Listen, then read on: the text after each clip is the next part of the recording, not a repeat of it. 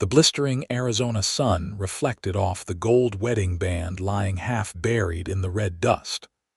Preston Blackburn's weathered hand trembled as he reached down to retrieve what he thought was his wife's missing ring, only to find it belonged to someone else. The delicate inscription inside, "To Gwendolyn, my North Star," confirmed it. It was 1878, and Preston had been searching for his late wife's heirloom for 3 days across the rugged terrain surrounding Naco, Arizona Territory, a small settlement perched precariously on the Mexican border. Preston wiped the sweat from his brow, his once black hat now permanently stained with the salt of 1,000 days under the merciless desert sun. He had promised Grace on her deathbed that he would find her grandmother's ring, the one that had slipped from her finger during their last ride together through Esperanza Valley. 6 months she had been gone now, taken by the fever that had swept through Naco last winter, leaving him alone with promises he couldn't seem to keep. "Whose might you be?" Preston muttered, turning the unfamiliar ring over in his calloused fingers. The gold caught the light, winking at him like a secret waiting to be told. He tucked the ring into his vest pocket and mounted his chestnut mare, Penny. The valley stretched before him, a symphony of red rock and sparse vegetation baking under the cloudless sky. If this ring belonged to someone in Naco, they'd likely be missing it something fierce. Wedding bands weren't easy to come by in these parts, and this one looked valuable. Preston guided Penny through the narrow passage that led back toward town, his mind wandering to Grace. She would have insisted he return the ring to its rightful owner. "Every piece of jewelry has a story," she used to say. Despite the 3 years they'd been married, they never had children of their own. Now, at 32, Preston felt the weight of his solitude pressing down on him like the afternoon heat. The clatter of horseshoes against stone echoed through the canyon as Preston rounded the bend. He pulled Penny up short when he spotted a woman kneeling beside a small stream, her hands submerged in the water. A bay gelding grazed nearby, saddlebags bulging with what looked like supplies. "Afternoon, madam," Preston called out, keeping his distance so as not to startle her. The woman spun around, one hand moving instinctively to her side, where Preston spotted the outline of a small revolver beneath her riding skirt. "Didn't mean to alarm you," he said, raising his hand slightly. "Preston Blackburn from Naco." She relaxed marginally, though her eyes, green as the cottonwood leaves in spring, remained wary. Her auburn hair was pinned up beneath a practical hat, but tendrils had escaped to frame a face that bore both beauty and hardship in equal measure. "Gwendolyn James," she replied, her voice carrying a slight Eastern accent. "I was just cooling off before heading into town." Preston's heart skipped a beat. "Gwendolyn, you say?" He dismounted slowly, leading Penny closer. "I believe I may have found something that belongs to you." Her expression shifted from suspicion to curiosity as Preston reached into his vest pocket. When he produced the gold band, her hand flew to her mouth. "My wedding ring. Where did you?" She stepped forward, water droplets trailing from her fingertips. "Found it up in the valley, half buried in the dust," Preston explained, dropping the ring into her outstretched palm. "The inscription inside led me to believe it was special to someone." Gwendolyn closed her fingers around the ring, but didn't slip it back onto her finger. "It was my husband's last gift before he rode out with a cattle drive 2 years ago." Her gaze drifted to the distant mountains. "He never returned." Preston removed his hat in a gesture of respect. "I'm sorry to hear that, Mrs. James. Please call me Gwen." She tucked the ring into a small pocket sewn inside her blouse. "I've been making my way west since receiving word of his passing 6 months ago. I had hoped to start fresh, but when I lost this ring 3 days ago while exploring the valley." Her voice trailed off. "You're new to Naco, then?" Preston asked, settling his hat back on his head. Arrived last week. I've taken a room above the mercantile while I decide my next move. She studied him with those remarkable green eyes. And you, Mr. Blackburn? Preston, please. I run a small ranch just outside town. Nothing fancy, but the cattle are fat and the water's clean. He hesitated before adding, I lost my wife to fever this past winter. Understanding passed between them, that silent recognition between two people who knew the particular emptiness that followed profound loss. I should be getting back to town before dark, Gwen said, gathering her skirts and moving toward her horse. Preston nodded. Mind if I ride alongside you? These trails can be tricky for newcomers. As they mounted up and headed toward Naco, Preston couldn't help but notice how Gwen sat her horse with the easy confidence of someone who'd spent considerable time in the saddle. Not many Eastern women could claim such skill. There was more to Gwendolyn James than first impressions suggested. The sun was beginning its descent behind the mountains, painting the desert in gold and crimson as they approached Naco. The small border town consisted of a main street lined with wooden buildings, most weathered by sun and time. A few Mexican families lived on the outskirts, and the distant sound of a guitar floated on the evening breeze. It's not much, Preston said apologetically as they rode down the main street, but the folks are decent, and Sheriff Jenkins keeps the peace well enough. After Philadelphia, the simplicity is refreshing, Gwen replied, though I admit I miss certain conveniences. They stopped in front of Hargrove's Mercantile, a two-story building with a covered porch that served as the center of commerce in Naco. An older woman sweeping the porch looked up as they approached. Evening, Mrs. Miller, Preston called out, dismounting and tipping his hat. I see you've met our newest resident.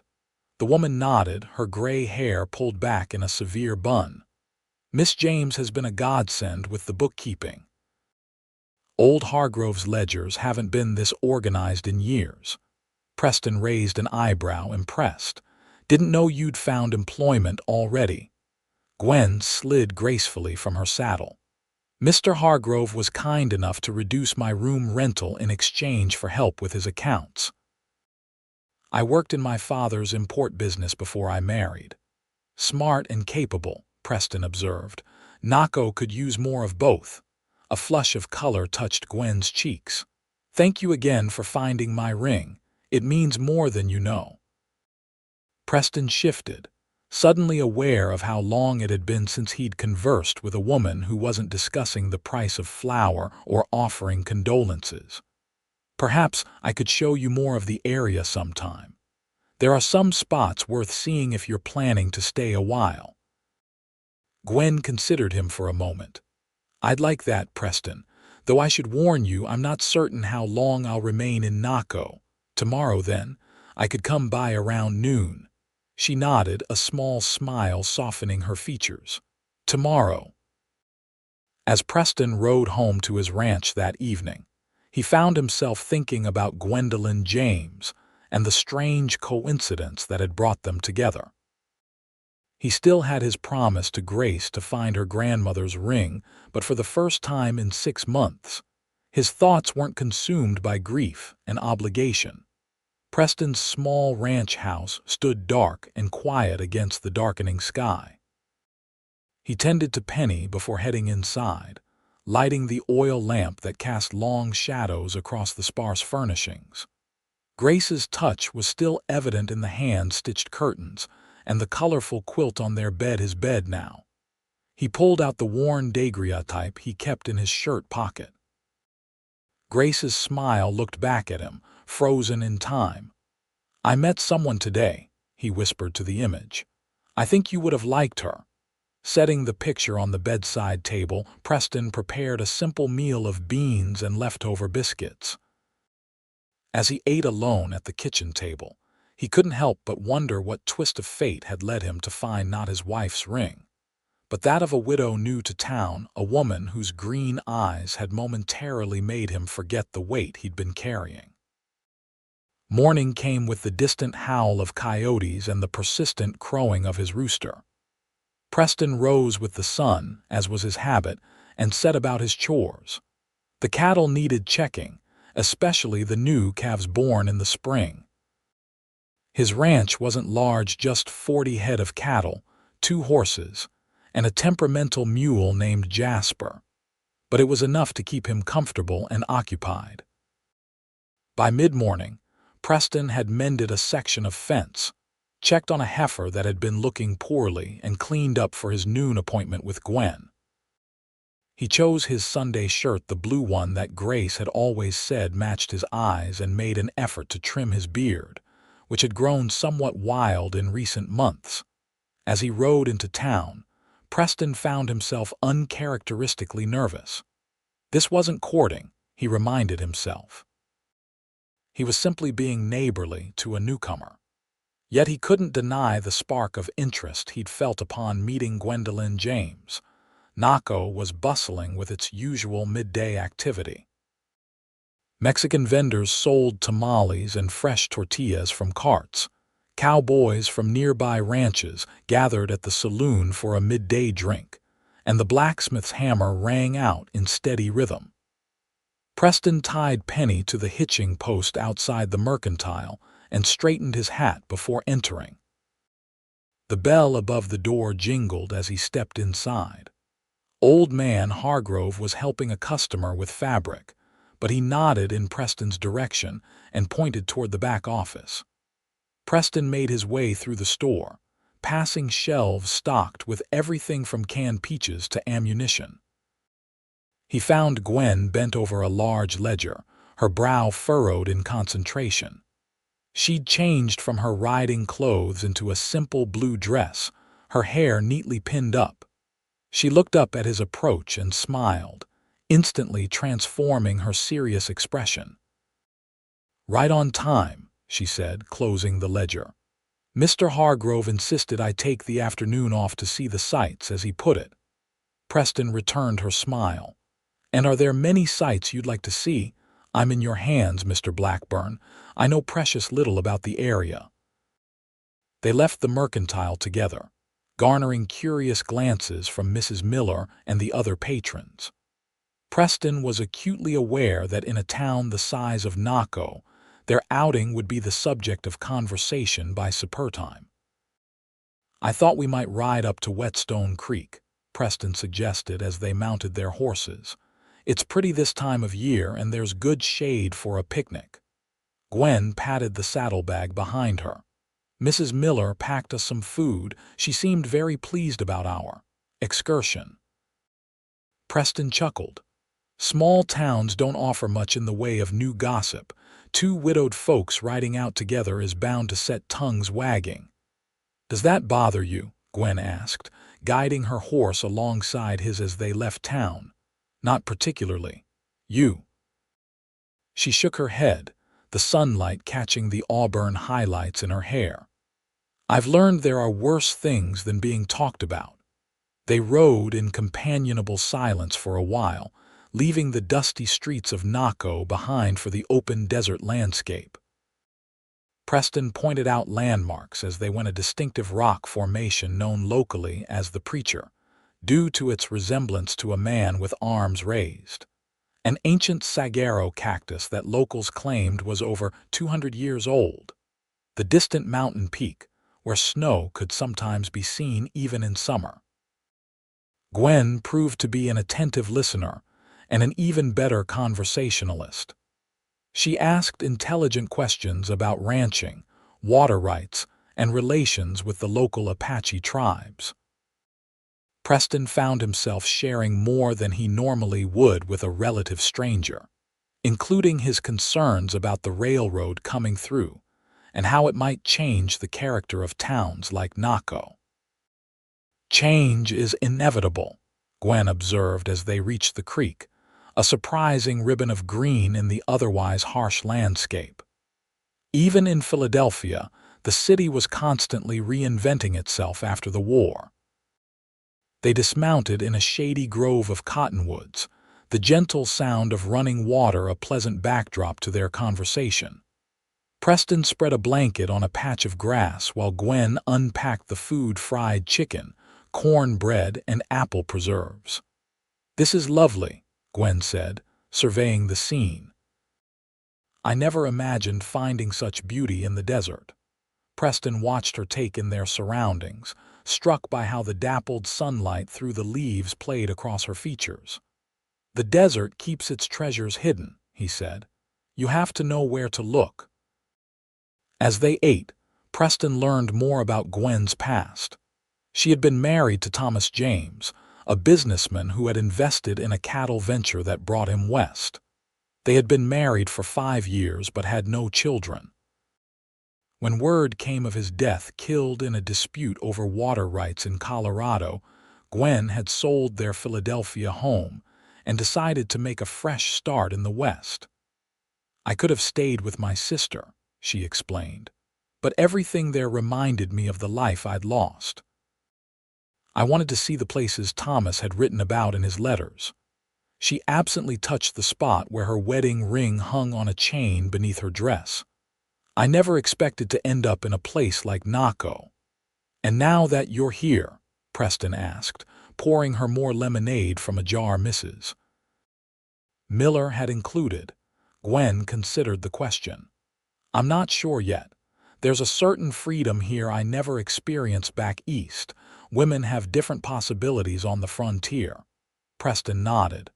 "Grace used to say the same thing. She came from Boston, brought out here as a schoolteacher.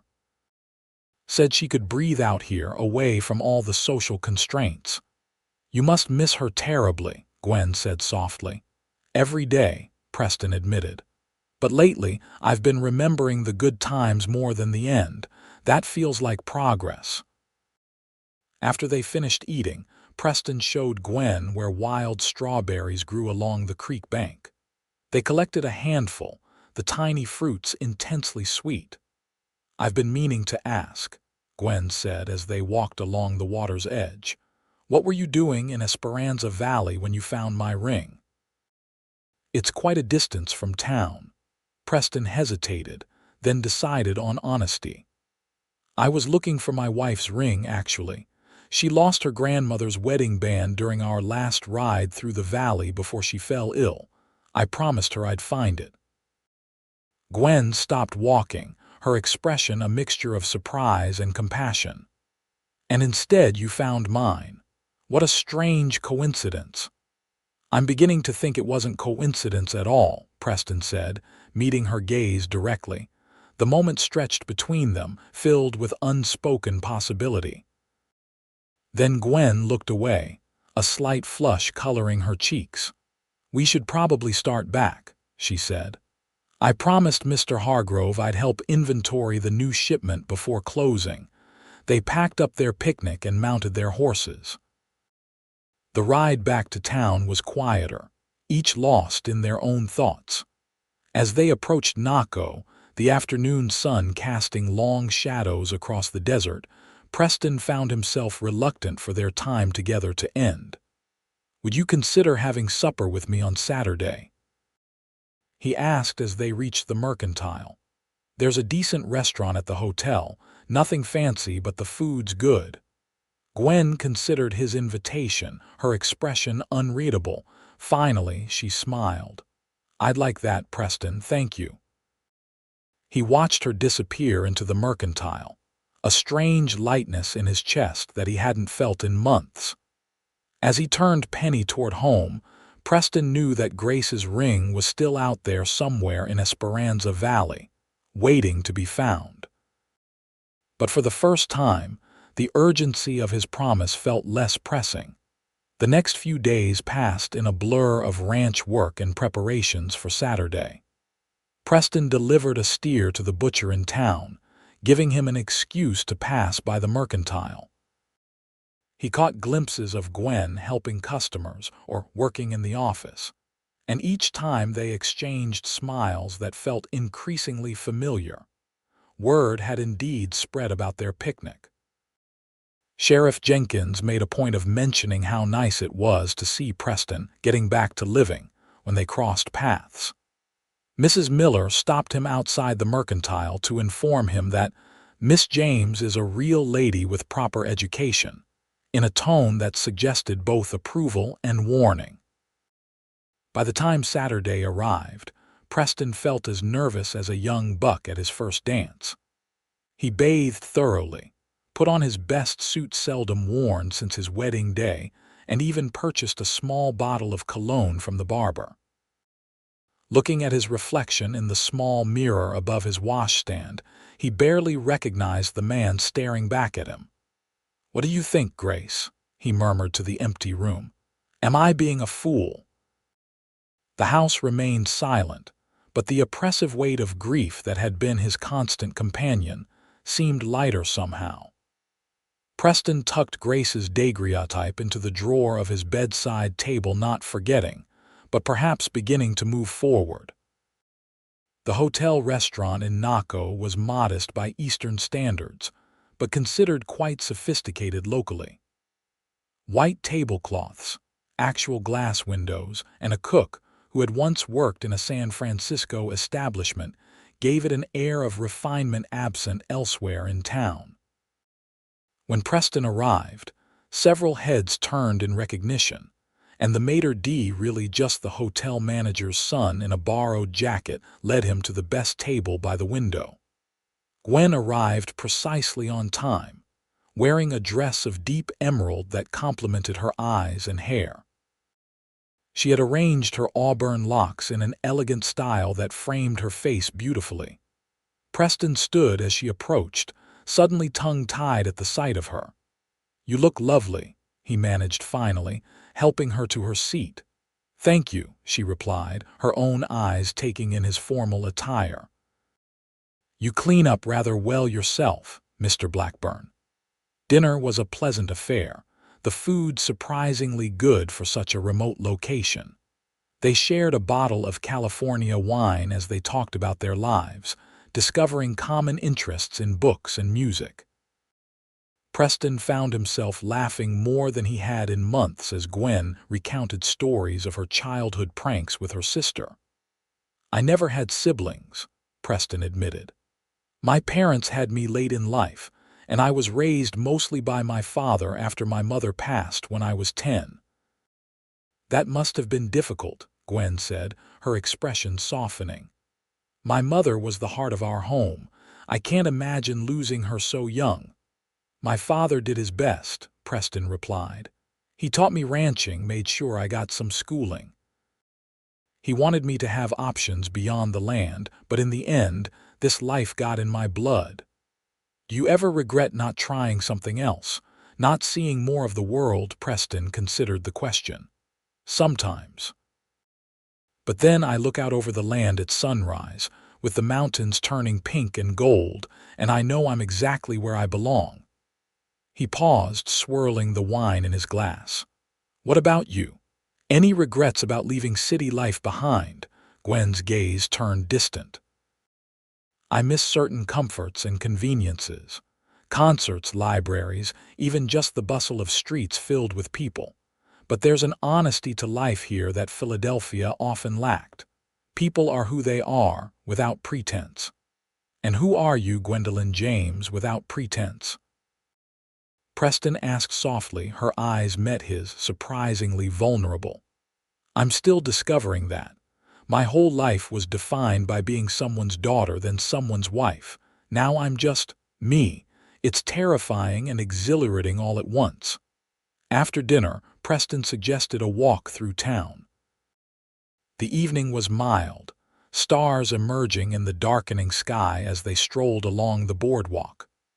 A few lamps glowed in windows, and from the saloon came the sound of a piano played with more enthusiasm than skill. They stopped at the edge of town, where the boardwalk ended and the open desert began. In the distance, coyotes called to one another, their eerie chorus a reminder of the wilderness that pressed against the fragile boundaries of civilization. "Thank you for tonight," Gwen said, turning to face Preston. It's been a long time since I've enjoyed an evening so thoroughly."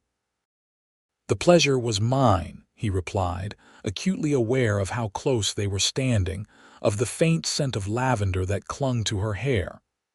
"Perhaps we could do it again sometime." She smiled up at him. "I'd like that." For a moment, Preston thought he might kiss her, and from the way her gaze briefly dropped to his lips, she might have been thinking the same. But the moment passed, neither quite ready to cross that threshold. He escorted her back to the mercantile and bid her good night, watching as she disappeared up the exterior stairs that led to her rented room above the store. As he rode home beneath a canopy of stars, Preston felt a sense of possibility unfurling within him like a flower reaching for the sun. Over the next few weeks, Preston and Gwen fell into a comfortable routine. He would come to town 2 or 3 times a week, sometimes for a meal, sometimes just to walk with her after she finished work at the mercantile. They rode together on Sundays, exploring the countryside around Naco. Preston showed her his ranch, introducing her to the animals and giving her a tour of the modest but well-maintained house he had built with his own hands. With each meeting, they shared more of themselves.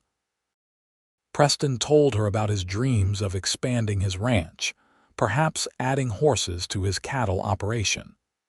Gwen spoke of her love of teaching and how she had tutored neighborhood children in Philadelphia. "Naco could use a proper teacher," Preston observed one evening as they sat on his porch, watching the sunset paint the desert in fiery hues. "The children here get schooling only when a circuit teacher passes through, which isn't often enough."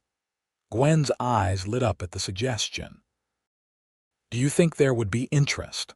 I've been wondering what to do with myself beyond the mercantile work. I could speak to Sheriff Jenkins about it. He's on the town council, such as it is.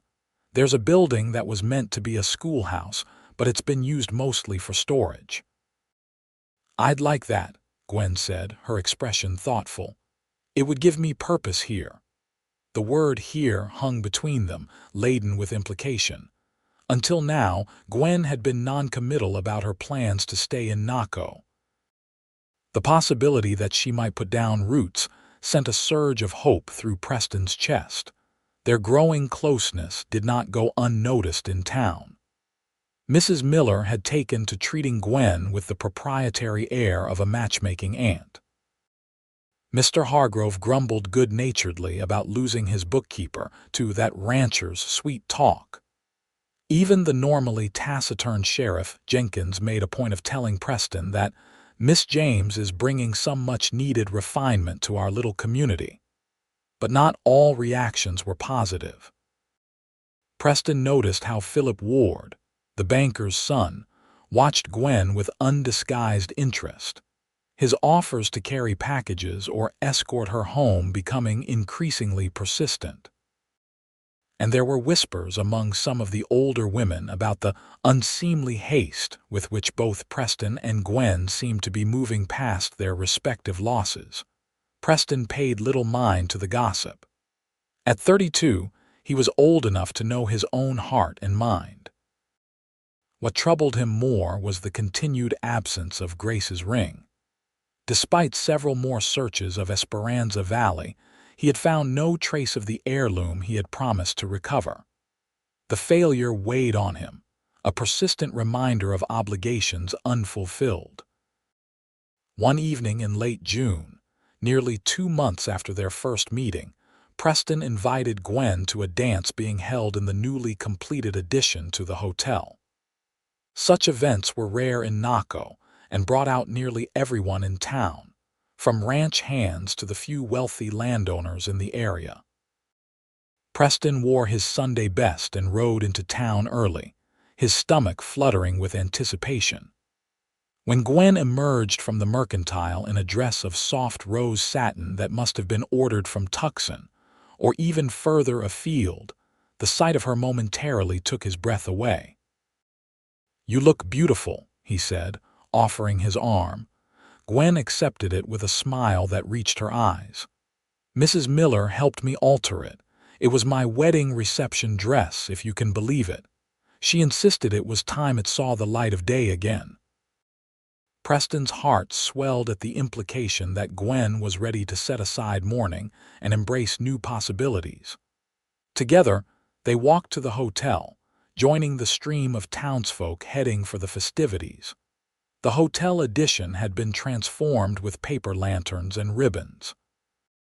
A small band consisting of a fiddle, guitar, and piano played lively tunes as couples twirled across the wooden floor. Tables laden with food and punch lined one wall, while chairs for those resting between dances occupied another. Preston and Gwen danced several sets together, his hand at her waist sending sparks of awareness through them both.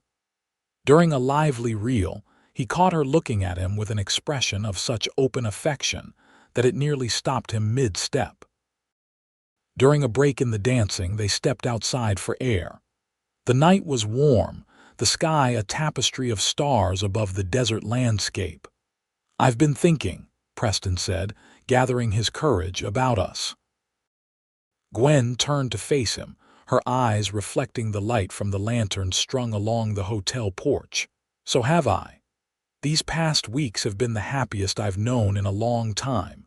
When I'm with you, I feel like myself again, better than myself, even." Preston took her hands in his. "I know it might seem too soon, but I care for you, Gwen, deeply." Her fingers tightened around his. "I care for you too, Preston, more than I thought possible after Thomas, but—" She hesitated, something clouding her expression. "What is it?" he prompted gently. "There's something I need to do before I can fully give my heart to someone new," she said, her voice barely above a whisper. "I need to return to Esperanza Valley. There's unfinished business there for me." Preston felt a chill despite the warm night. "The ring," Gwen nodded. "Not just finding it, but what it represents. I need to truly say goodbye to my past before I can embrace a future. With you, if that's what you're offering." "It is," Preston said firmly, "and I understand, more than you know." He thought of Grace's ring, still lost somewhere in the same valley. "Perhaps we could search together.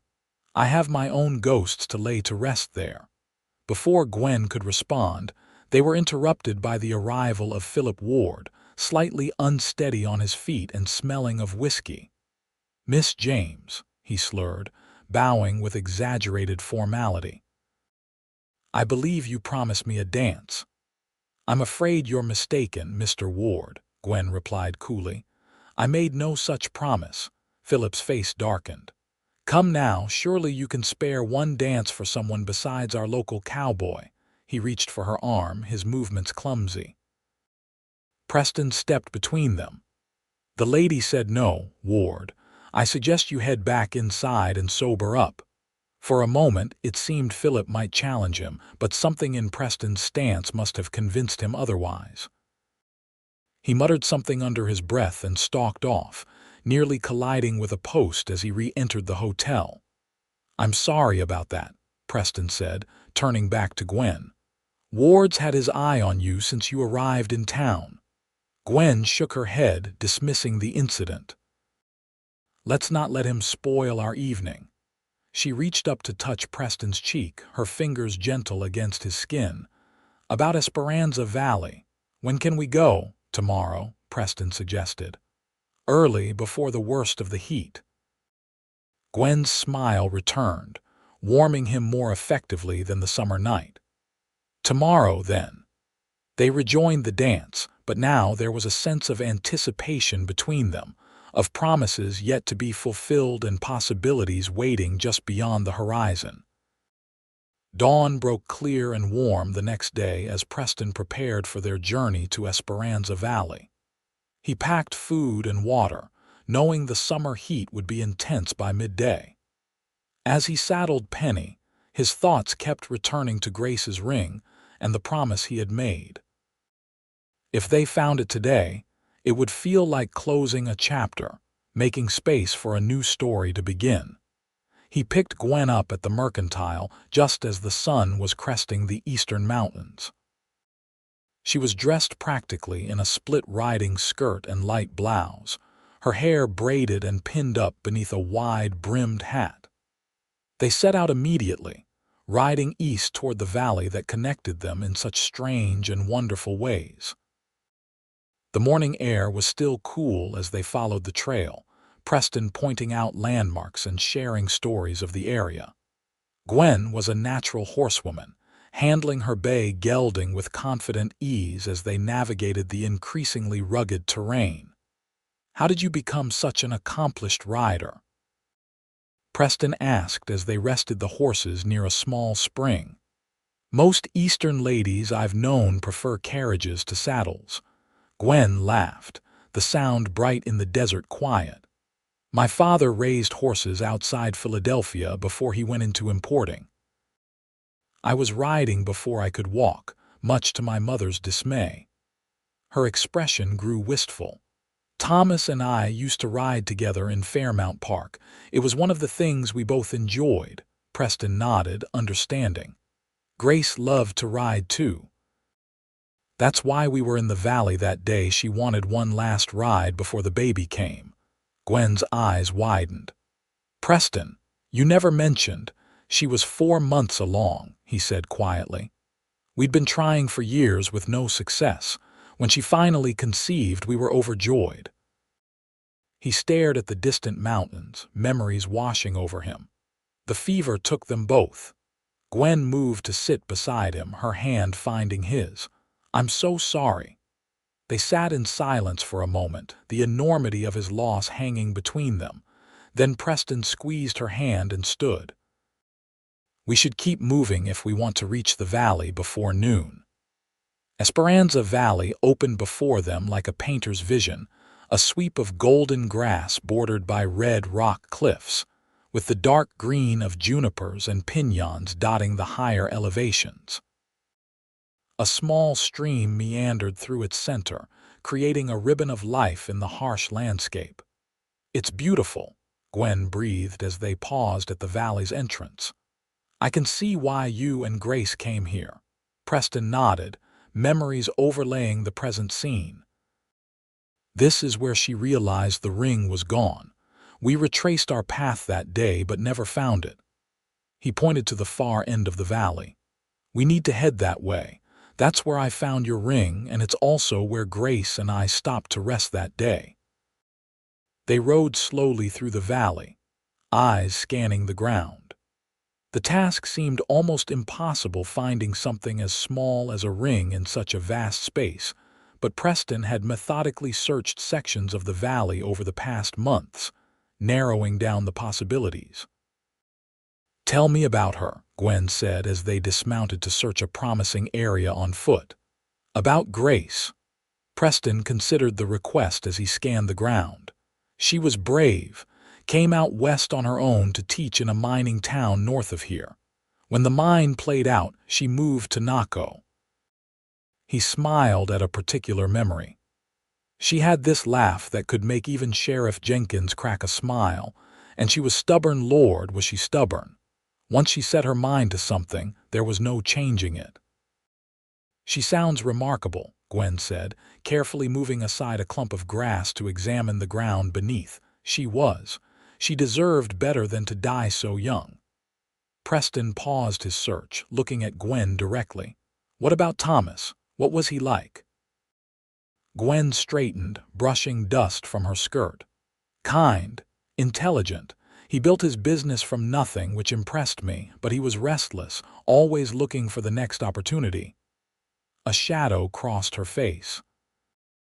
"That's what brought him west, the chance to invest in cattle when prices were low after the war. His letters were full of excitement about the possibilities here." "You think you would have come west with him eventually?" "Perhaps. He certainly wanted me to join him once he was established." Gwen resumed her search, moving methodically across the ground. "I sometimes wonder if things would have been different if I had." They continued searching as the sun climbed higher, taking breaks in the shade of rocky outcroppings when the heat became too intense. Preston found himself watching Gwen as often as he searched the ground. admiring her determination and grace even in such mundane activity. It was during one such moment of distraction that Gwen gave a sudden cry. "Preston, look!" He hurried to her side as she knelt in a patch of grass near the stream. There, half buried in the sandy soil, was a gold band smaller and more delicate than Gwen's, with tiny flowers engraved on its surface. Preston's hands trembled as he reached for it. "That's it," he whispered, scarcely believing his eyes. "That's Grace's ring." He cradled it in his palm, emotions washing over him: relief, sadness, and a strange sense of completion. When he looked up, Gwen's eyes were shining with unshed tears. "You kept your promise," she said softly. Preston nodded, unable to speak past the lump in his throat. After a moment, he slipped the ring into his shirt pocket close to his heart. "Thank you for being here for this." Gwen smiled, understanding in her eyes. "It feels right somehow, doesn't it, finding it together?" They sat by the stream, sharing the lunch they had brought and talking quietly about everything and nothing. The significance of the moment wasn't lost on either of them: a threshold crossed, a promise fulfilled, the past honored and gently set aside. As they prepared to head back to Naco, the sun beginning its westward journey, Preston felt lighter than he had in months.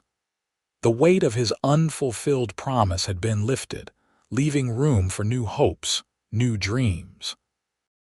He helped Gwen mount her horse, their hands lingering together longer than necessary. "Gwen," he said, still holding her gaze, "when we get back to town, I'd like to speak with you about something important." Her eyes softened, seeming to understand his meaning. "I'll look forward to it." The ride back to Naco was filled with a comfortable silence, both lost in thoughts of the future that suddenly seemed bright with possibility. As they approached town, however, Preston noticed an unusual amount of activity on the main street. People were gathered in front of the hotel, and even from a distance he could tell something was wrong. Sheriff Jenkins spotted them as they rode in and hurried over, his expression grim. "Preston, Miss James, glad I found you. There's trouble." "What kind of trouble?" Preston asked, dismounting quickly. "Bank was robbed about an hour ago. 3 men armed. Young Philip Ward was shot." Gwen gasped. He'll live," Jenkins assured her. "Bullet went through his shoulder. Doc's with him now." The sheriff's expression darkened. "But his father's in a state." "The robbers got away with nearly $5,000. "Any idea who they were?" Preston asked, his earlier euphoria fading rapidly. Jenkins shook his head. "Strangers. Witnesses say they headed south, likely for the border.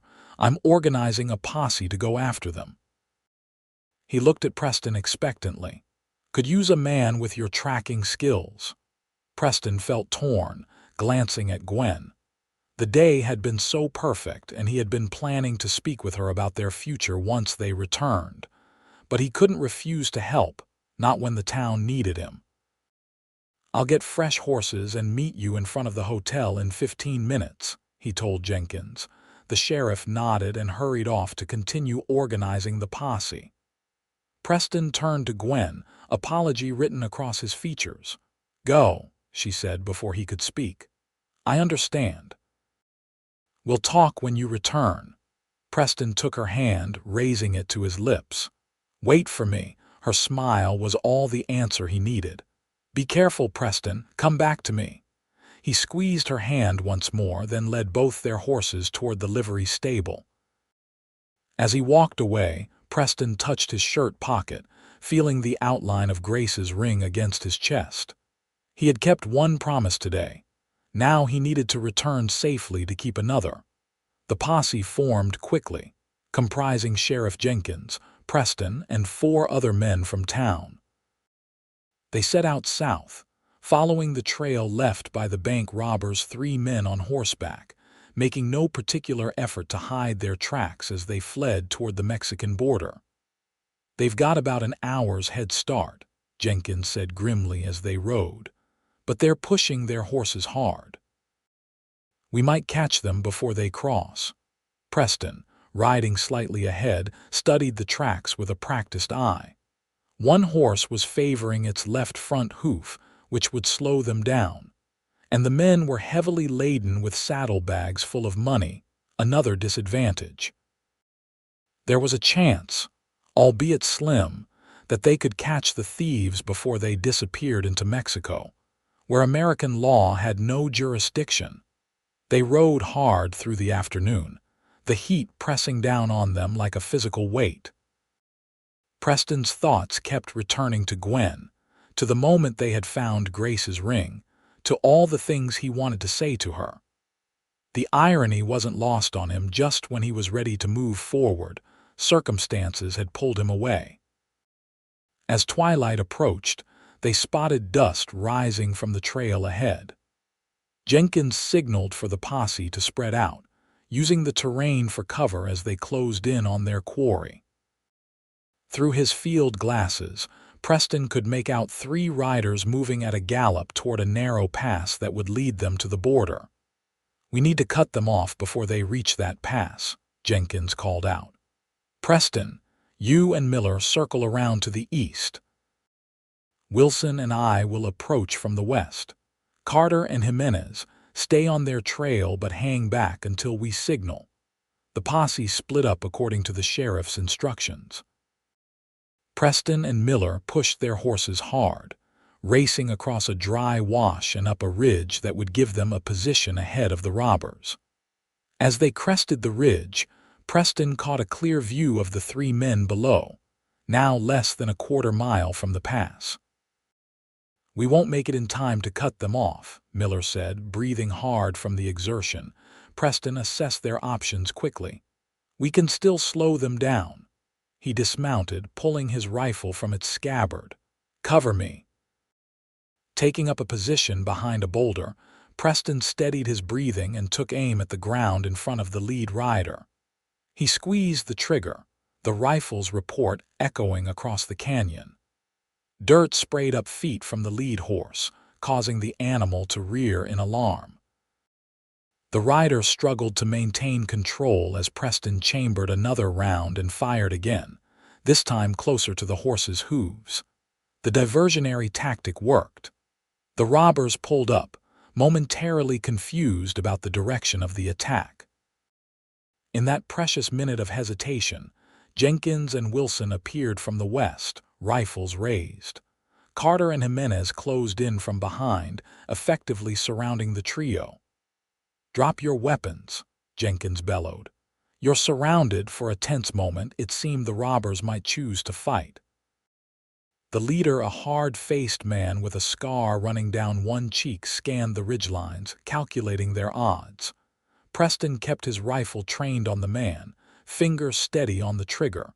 Finally, the leader raised his hands slowly. "Don't shoot," he called out. "We're surrendering." The other 2 men followed suit, dropping their weapons and raising their hands. As the posse closed in to secure the prisoners and recover the stolen money, Preston felt a wave of relief wash over him. The confrontation had ended without bloodshed, and now he could return to Naco to Gwen. It was well past midnight by the time they rode back into town, the 3 robbers bound and secured across their saddles. A crowd had gathered outside the sheriff's office despite the late hour, eager to see the men who had shot young Ward and stolen the town's money. Preston helped Jenkins secure the prisoners in the town's small jail, then declined the offer of a celebratory drink at the saloon. All he wanted was to clean up, get some rest, and see Gwen in the morning. As he walked toward the livery to retrieve Penny, however, he spotted a familiar figure sitting on a bench outside the mercantile. Gwen rose as he approached, her face showing relief and something more, an emotion that made his heart race despite his exhaustion. "You're back," she said simply. "Did you wait up all this time?" Preston asked, touched beyond measure. She nodded, stepping closer. "I couldn't sleep, not knowing if you were safe." In the silver moonlight, her eyes searched his face. "Did you catch them?" "We did. No one was hurt and the money's been recovered." Preston took her hands in his, suddenly not caring about his dusty clothes or the late hour. "Gwen, what I wanted to talk to you about earlier, it can wait until morning," she interrupted gently. "You're exhausted." But Preston shook his head. "I've waited long enough." He reached into his pocket and withdrew Grace's ring, holding it up between them. The gold caught the moonlight, gleaming softly. Finding this today felt like a sign, like Grace giving her blessing. Gwen's breath caught as she understood his meaning. "Preston, I know it's soon. I know we've both carried grief for a long time, but these past months with you have shown me that it's possible to honor what was lost while still embracing what might be." He took a deep breath. "I'm falling in love with you, Gwendolyn James. And if you'll give me time, I'd like to court you properly, with the hope that someday you might consider becoming my wife." Tears shimmered in Gwen's eyes, but her smile was radiant. "I would like that very much," she whispered. "I'm falling in love with you too, Preston Blackburn." In that moment, beneath the vast canopy of stars over Naco, Preston felt as if he had found something far more precious than a lost ring. He had found another chance at happiness, another hand to hold through whatever life might bring. With gentle reverence, he tucked Grace's ring back into his pocket, not forgotten, but no longer a weight upon his heart. Then he leaned forward and kissed Gwen softly, sealing their new beginning with a promise of all that was to come. Summer gave way to autumn in Naco, and with the change of seasons came changes to the small border town. The bank robbery had made the regional newspapers, bringing increased attention to the previously overlooked settlement. New faces appeared on the streets, merchants considering expansion, families looking for fresh starts, even a photographer who set up a temporary studio in a vacant storefront. For Preston and Gwen, these changes were merely background to their own evolving story. True to his word, Preston courted Gwen with proper consideration for their respective periods of mourning and the watchful eyes of the community. They attended church together on Sundays, rode out to his ranch at least once a week, and shared suppers at the hotel restaurant where their relationship had first deepened. Gwen, with Preston's encouragement and Sheriff Jenkins' support, established a small school in the repurposed storage building. Beginning with just 8 students of varying ages, she quickly earned the respect of parents throughout the area with her dedication and innovative teaching methods. By October, her classroom had swelled to 15 children, necessitating the purchase of additional desks and books from Tucson. "I never expected to find such fulfillment here," Gwen confessed to Preston one evening as they sat on the porch of his ranch house, watching the sunset paint the desert in shades of amber and gold. "Teaching these children, being part of this community. It feels right in a way Philadelphia never did." Preston smiled, his heart full as he watched her animated expression. "Does that mean you're thinking of staying in Naco permanently?" She turned to him, her green eyes serious yet warm. "I think you know the answer to that already." Their courtship progressed with a sweetness that reminded Preston of spring after a long winter, gradual, tender, and full of promise. Though they were discreet in public, mindful of small-town sensibilities, their growing attachment was evident to anyone with eyes to see.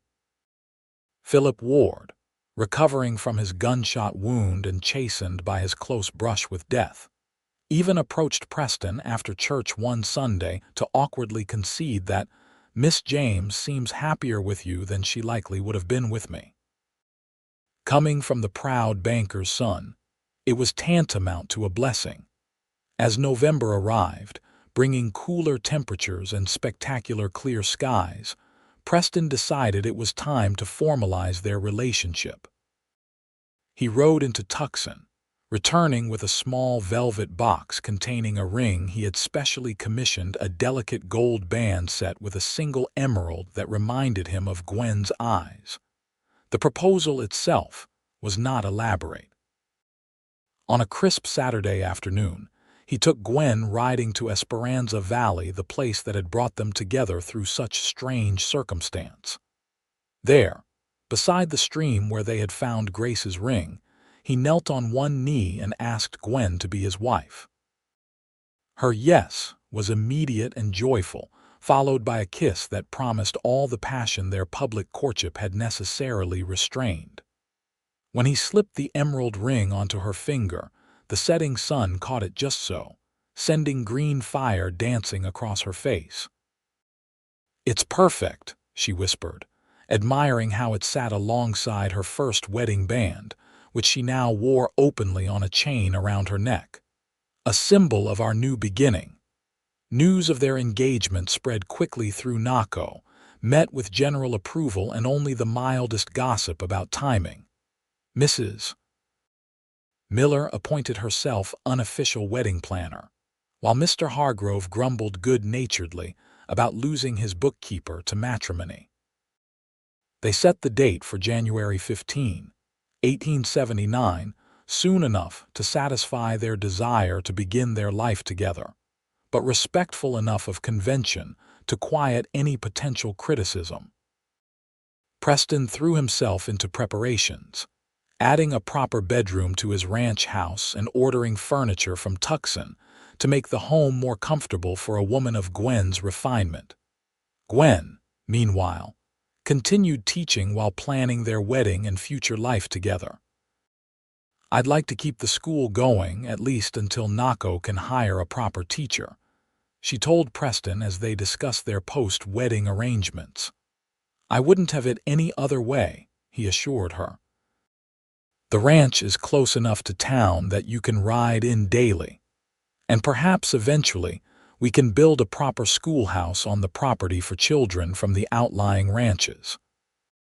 Their planning extended beyond immediate concerns to dreams of expansion, perhaps breeding horses alongside the cattle operation, adding fruit trees and a larger vegetable garden, maybe even adopting children if they weren't blessed with their own.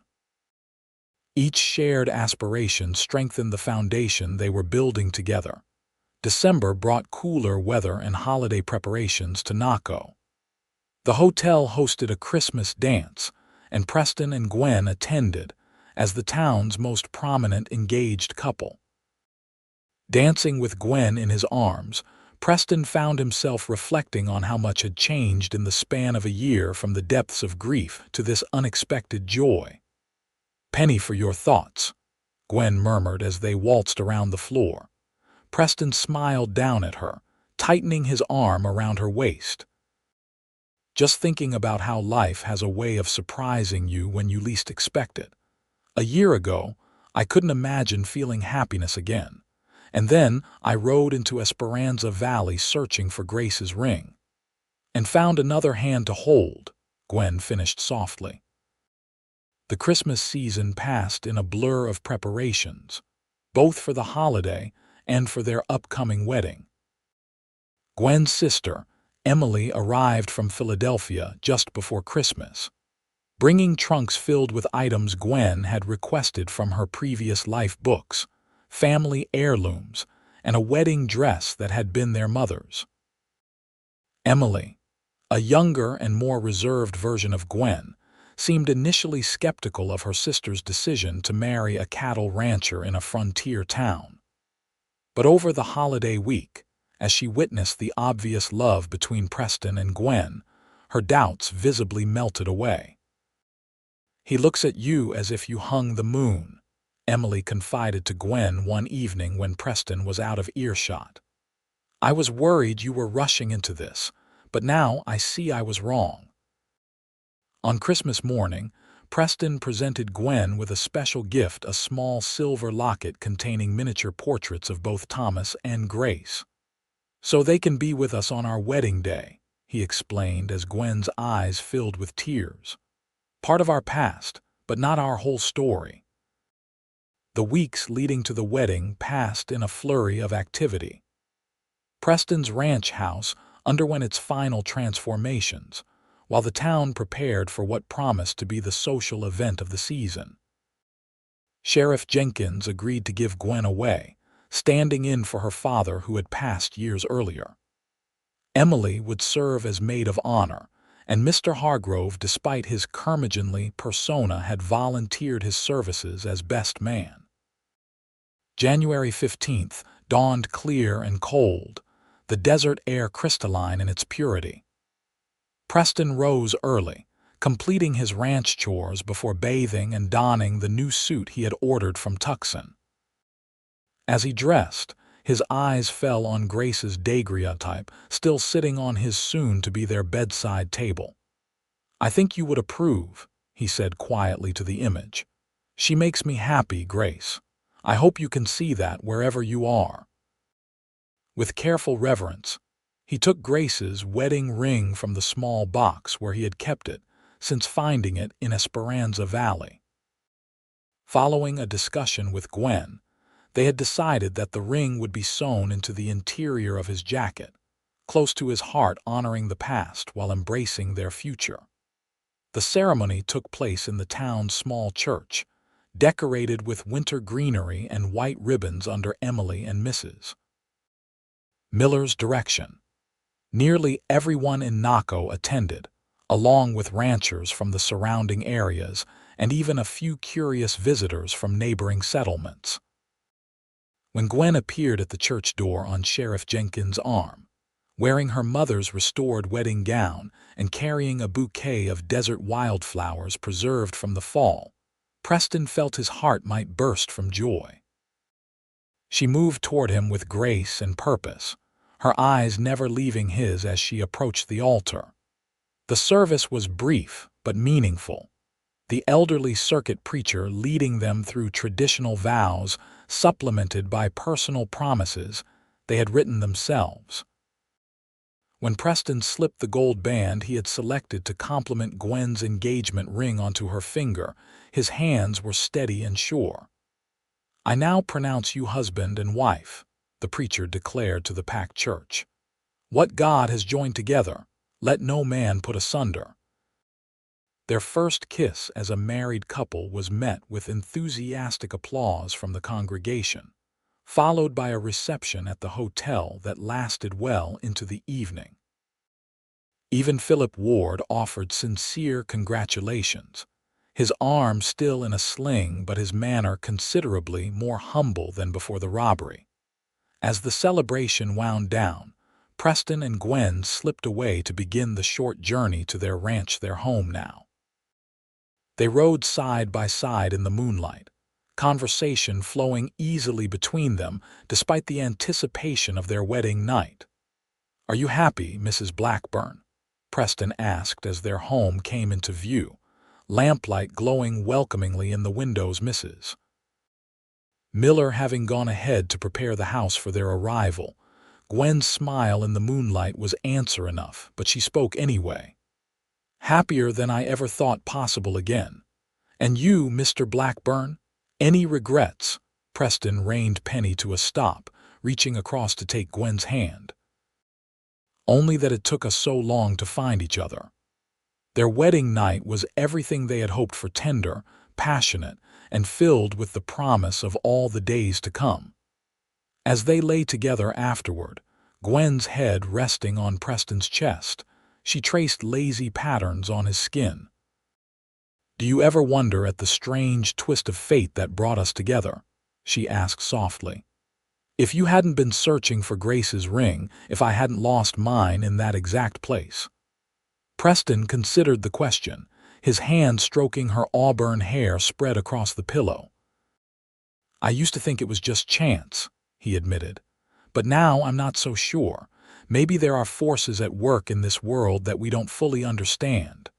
Gwen raised herself on one elbow to look into his eyes. "Whatever brought us together, I'm grateful for it. For you, for this life we're building."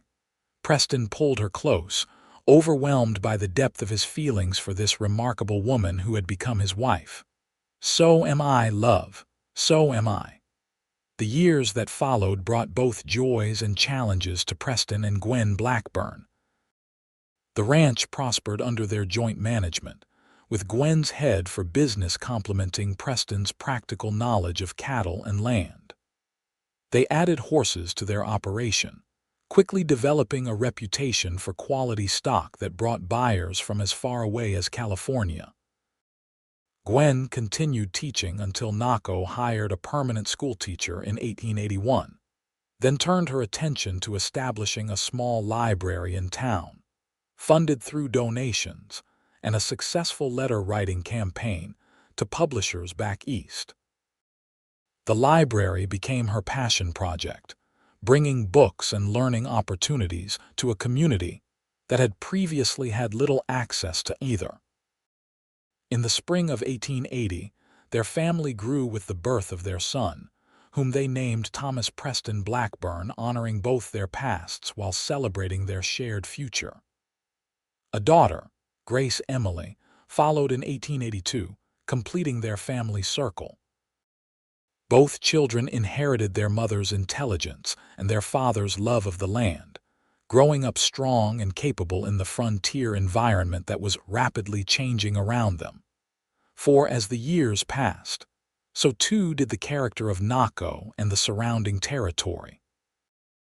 The railroad arrived in 1884, bringing increased commerce, new settlers, and the gradual taming of what had once been wild country.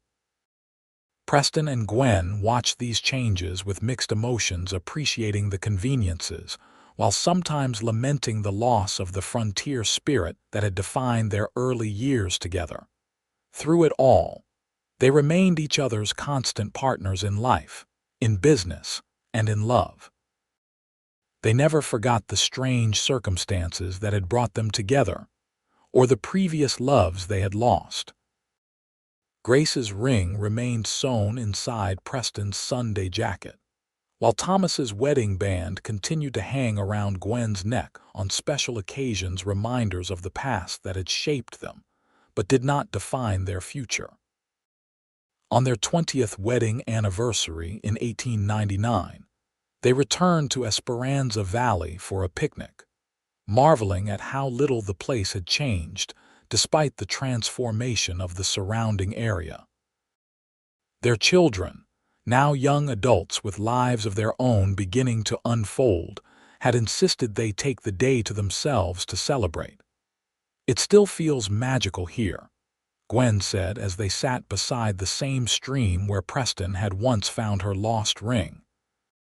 At 50, her auburn hair was threaded with silver, but her green eyes remained as bright and perceptive as ever.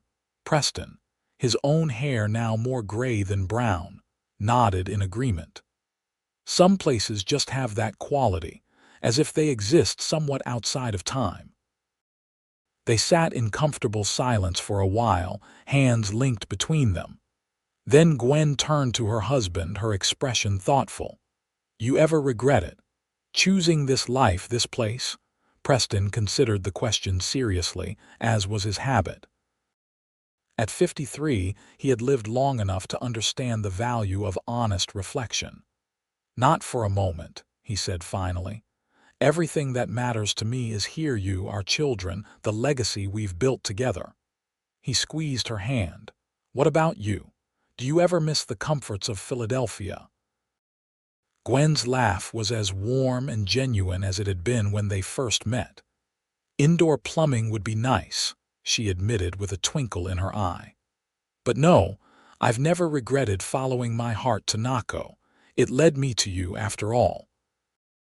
As the sun began its descent toward the western horizon, painting Esperanza Valley in the same golden light that had illuminated their first meaningful encounters, Preston and Gwen packed up their picnic and prepared to head home.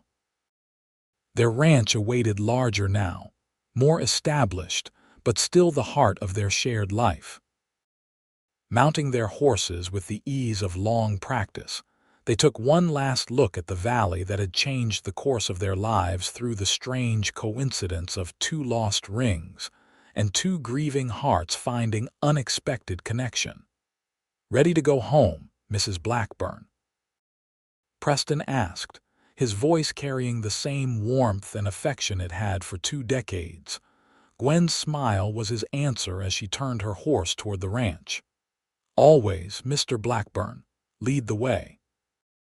And as they rode side by side into the setting sun, 2 gold bands gleamed on Gwen's left hand, one set with an emerald that still caught the light like green fire, the other a simple circle that symbolized an enduring promise.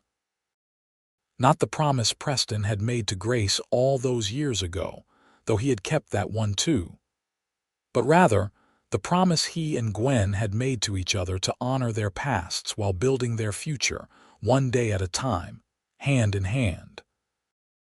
In the year 1925, when automobiles had replaced horses on many of Naco's streets and radio sets brought the wider world into frontier living rooms, a young reporter from the Arizona Republic came to interview Preston Blackburn on the occasion of his 80th birthday. By then, the Blackburn Ranch was one of the largest and most respected operations in the state, run primarily by Thomas Preston Blackburn, while his father served as respected elder statesman of the enterprise. The reporter, eager to capture the essence of frontier life for readers increasingly removed from such experiences, asked Preston what he considered the most important decision of his long and successful life. The old rancher, still straight-backed despite his years, considered the question while Gwen, 76, but still sharp as a tack with only slightly dimmed emerald eyes, looked on from her rocking chair on their ranch house porch. "Riding into Esperanza Valley that day in 1878, Preston answered finally. "I went searching for my first wife's lost ring, but found something far more valuable instead, another hand to hold through life's journey." Gwen's smile at his words held all the warmth and affection of their 46 years together, a testament to the truth that sometimes our greatest discoveries come when we're looking for something else entirely.